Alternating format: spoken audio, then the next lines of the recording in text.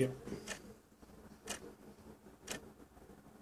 Ladies and gentlemen of the jury, you have heard and seen all of the evidence in this lawsuit. And yesterday afternoon you heard the attorneys representing all the parties review and discuss that evidence. So the time has now come for you to receive instructions concerning the law which governs this lawsuit. It is your sworn duty to follow the law as stated in these instructions of the court, and to apply these rules of law to the facts as you find them from the evidence presented before you. You must not single out any one instruction alone as stating the applicable law, but must consider all of these instructions as a whole. Further, you are not to be concerned with the wisdom of any rule of law stated by the court. It is not our job to make laws, and regardless of any opinion which any of us might have as to what the law ought to be, it would violate your sworn duty to base any verdict that you return on any view of the law other than that given you in these instructions. We all want justice to be done between these various parties.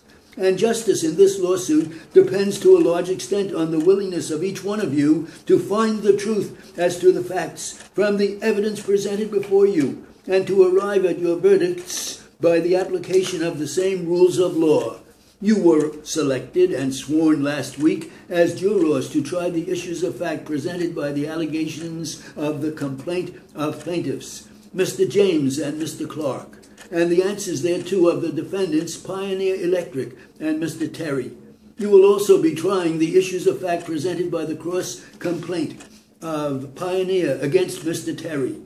Now, you must not be biased or prejudiced toward anyone involved in this case, and you must not be governed by sympathy, prejudice, or what you may believe to be public opinion.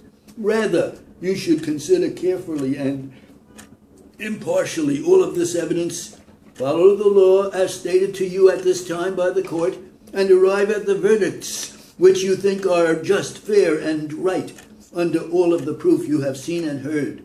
This lawsuit should be considered and decided by you as if it were an action between persons of equal standing and of equal worth in the same community who have held the same stations in life, because in no other way can you do even-handed justice among all of the parties.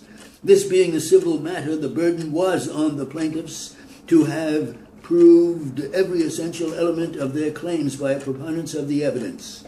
By like token, Pioneer had the burden of proving by a preponderance of the evidence every essential element of the cross-claim against Mr. Terry. Pioneer happens to be a corporation, and a corporation is entitled to the same fair treatment at your hands as is a private individual.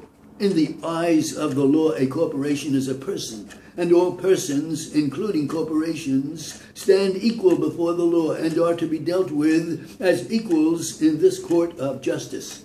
A corporation, of course, can act only through its officers, agents, and other employees, and any act or omission of an officer, employee, or other agent of the corporation in the performance of his duties for that corporation is held in law to be the act or omission of the corporation itself.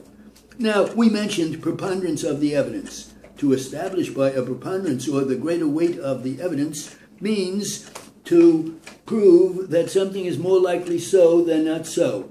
So the preponderance of the evidence is that evidence as when evaluated and compared with that which is opposed to it has more convincing force and produces in your mind a belief that what is sought to be proved on an issue is more likely true than not true.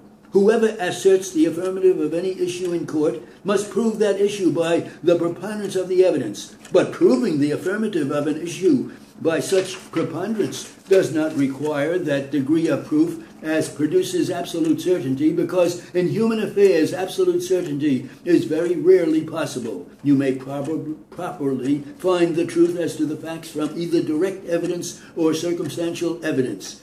Direct evidence includes the testimony of an eyewitness, while indirect or circumstantial evidence is the proof of a chain of circumstances pointing to the existence or the non-existence of a fact. So you will find the facts in accordance with the greater weight of all the evidence before you, both direct and circumstantial.